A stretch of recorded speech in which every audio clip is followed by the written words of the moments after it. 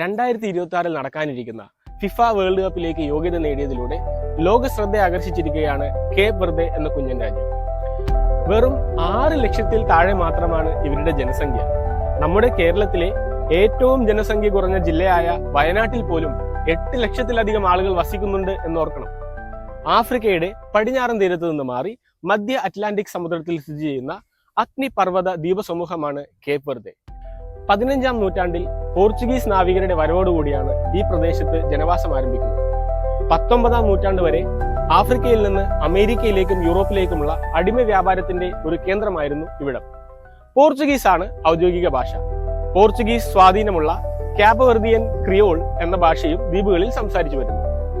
2013-ൽ ഈ രാജ്യം Cape Verde എന്ന ഇംഗ്ലീഷ് പേരിൽ നിന്ന് കാബോ വെർദെ എന്ന പോർച്ചുഗീസ് പേരിലേക്ക് ഔദ്യോഗികമായി മാറി.